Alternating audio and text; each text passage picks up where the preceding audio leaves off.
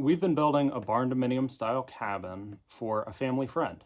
And during that process, as we have explored that design with them and started to build it, we've run across a number of different scenarios where we were able to, together with them, game plan some unique possibilities that came about during the design process. And that as we were building it, we found, oh, we could do this. So together with them, we have come up with some kind of unique solutions to some of those problems. So let me show you that. Now, our customer had wanted a lofted bedroom as part of this build. So this had always been in the plan. This sits on some timber frame posts and plates, which are supported by a concrete slab that we installed in the build. This is going to support a masonry heater. Now, as we were talking with them, one thing that they expressed as very important was that they have lots of bookshelf space. And with a typical Barndominium like this, you have oftentimes cathedral ceilings, and in some ways you have lots of dead space. So we said, how can we maximize some of that wall space and kind of capitalize on having that while maintaining the same feel of an airy space with essentially a big great room. And what we ended up coming up with is this catwalk. Now, this is supported by timber framed brackets that are built into our framed wall. So we have balloon framed 16-foot stud walls here. And then we put in these timber frame brackets that mount into that system. This supports a catwalk 4 feet wide that runs along the length of this wall. The catwalk opened up a lot more wall space for us to use to build a series of bookshelves and reading desks that will go underneath these windows. And it also unlocked or opened up a giant amount of space, which is essentially just another loft on the other end of this Barndominium. The second loft will serve as lots more library space. There will also be desks underneath these windows, so you can comfortably sit up here, have a little heater on you, whatever, and enjoy a nice quiet space rather removed from the rest of the house. Now, something to note here is that all of the timber frame elements that you see are essentially a retrofit. These were not in the original design. But as we were talking about how to maximize the usability of this house and really customize it toward this customer's specific needs, we came up with the idea for this catwalk, this stair landing, and really this whole lofted space, which is going to cover the kitchen. So what you see here is us coming back with an existing building and retrofitting in. How do we bring in these timber frame elements, and how do we free up and, in some sense, make out of nothing all of this extra space? So that's been our attempt here. All of this is true timber frame. All of this is pine, but everything is truly housed and fastened together. We have a handful of timber screws in some places. Here's an example of one holding together this timber, but the rest of this is what it looks like it is. It's through tenons, fully housed timbers. This quirky landing is completely housed, and there are two 2-inch tenons diving back into this post. We've been super grateful with the response that we've gotten. These timber framed elements and this catwalk and loft have quickly become our customers' favorite pieces about the house.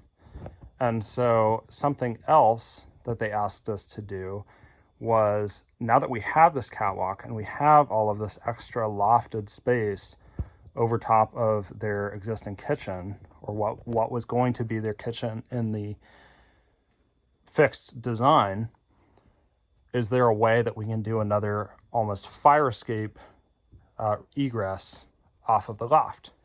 And they're thinking of potential visitors who might be sleeping up there. where they don't want them having to come back along the catwalk and walk through their bedroom lofted space to come down the conventional stairs. So we looked at it, and it's a rather tricky spot because they decided to retrofit this window, and we've got some pretty tight space restrictions. So we were looking at this space together with a customer, and we were saying, what can we do? We've got some pretty tight space constrictions here. We have their existing conventional stair that came down to a landing. Then they have their 7-foot wide kitchen retaining the other end of the space. And so we had this quite small, less than 10-foot opening here, which we needed to basically take a stairway up all the way to their loft, which at this point is, I believe, 11'4" in the air. So having run through a number of different kind of penciled down sketches, we came up with one way to maximize run and get all of the rise that we need is to, this being their conventional stair, use winder steps and then a tight configuration of timber framed elements to get them the necessary rise to bring them all the way up into lofted space up here. So this is the current layout, and this is a rough side elevation of how things were supposed to look given our plan. Now, I have changed this some as I built it, but this is the current phase. Right now we have one flight that is complete, all except for treads being fastened in. And I'm wrapping that up now. I'm about 40 hours deep in this process. And let me show you what we've got going on.